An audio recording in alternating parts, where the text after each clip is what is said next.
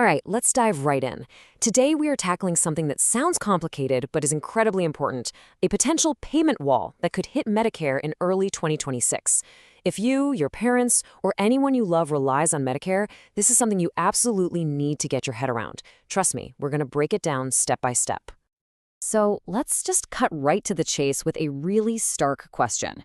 What would actually happen if Medicare just stopped paying doctors? I mean, seriously. Think about that for a second. The system that pays your hospital, your clinic, your pharmacy, what if the money just freezes? This isn't some crazy hypothetical from a movie. It's a very real possibility we need to talk about. And look, we're not talking about some distant problem, decades down the road. The folks at the Congressional Budget Office, they're the official scorekeepers in Washington, have circled a date on the calendar, February 2026. That is right around the corner. That's the projected danger zone when this payment crisis could really begin. And frankly, it could catch millions of people completely by surprise. So, here's our game plan for this explainer. We've broken it down into 4 straightforward parts. First, we're going to define what this payment wall actually is. Then, we'll get into the political mess that's causing it.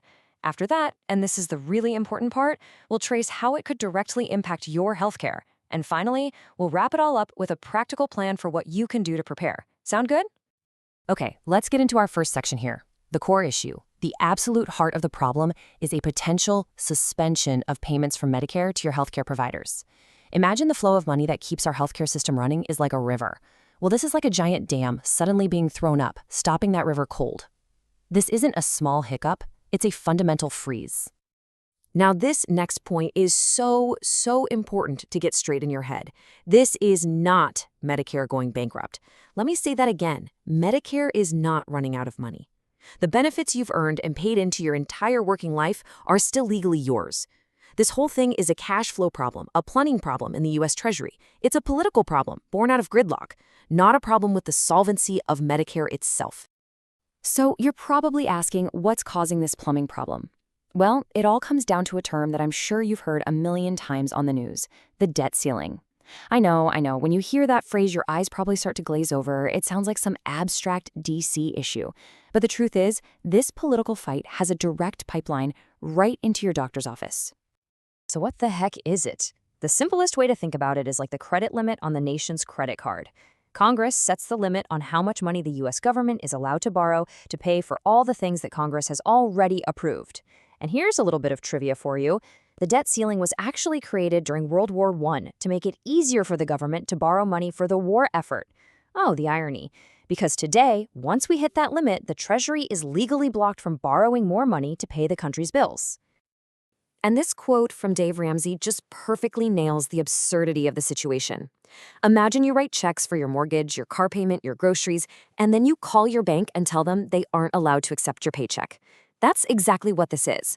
The government has already committed to the spending for Medicare for military salaries, but then it plays a political game that stops it from paying the bills for those commitments. It is a completely self-inflicted crisis. So there's a predictable and frankly pretty scary playbook for how this all unfolds. Step 1, boom, we hit the debt ceiling. Step 2, the Treasury's hands are tied, they can't borrow. So what happens next? Step 3, they deploy something called extraordinary measures. It's a fancy term for some clever accounting moves, basically shifting money around between different government funds to buy a few weeks or months. But it's a temporary fix, like putting a bandage on a huge leak.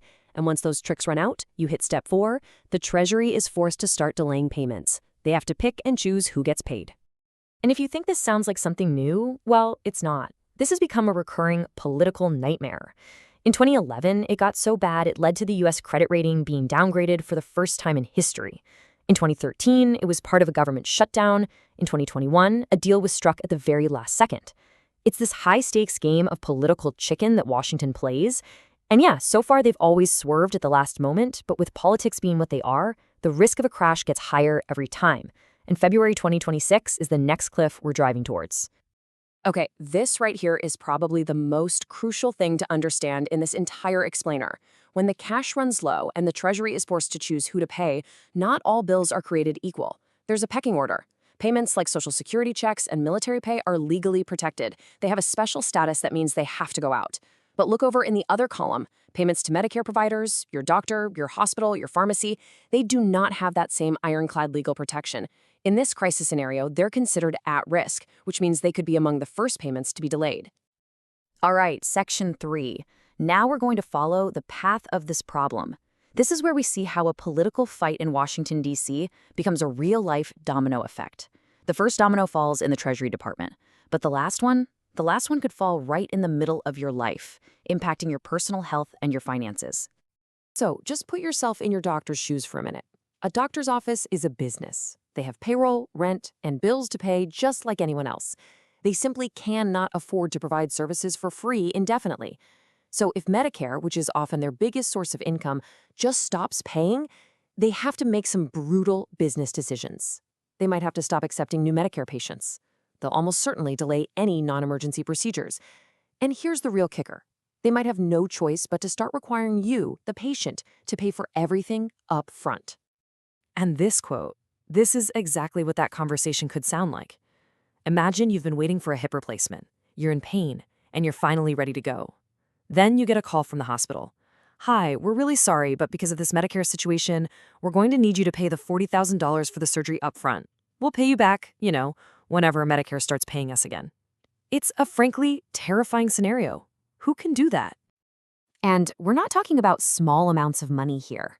A single common procedure, like a hip replacement, can easily cost $40,000 to $60,000 or even more. For most Americans, especially retirees on a fixed income, coming up with that kind of cash is not just difficult, it's flat out impossible. This would effectively put necessary, life-improving care completely out of reach. And this isn't just about big surgeries. Think about the routine, week-in, week-out management of a chronic condition like diabetes or heart disease. If your specialist's office suddenly has to demand, say, $200 at the time of service for every visit, what happens?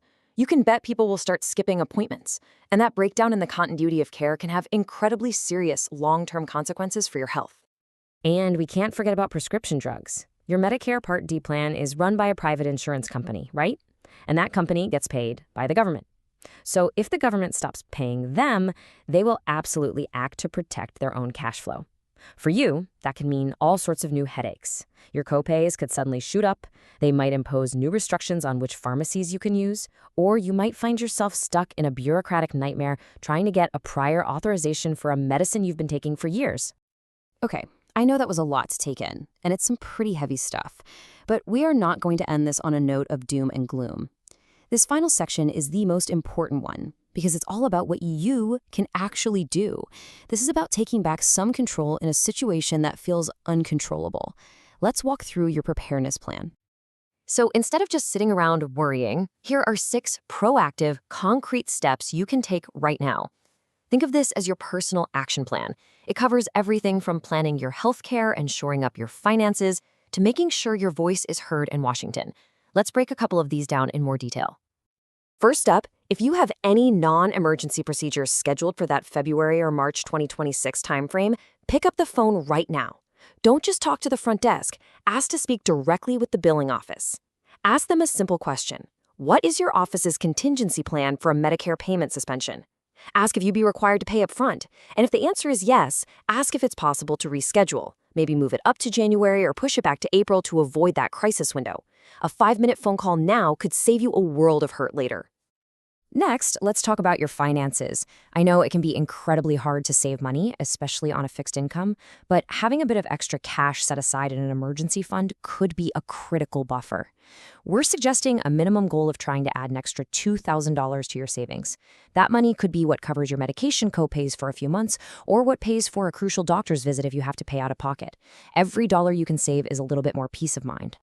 And finally, never ever underestimate the power of your own voice. Remember how we said this is a political problem? Well, political problems have political solutions, and politicians listen to their voters. So pick up the phone.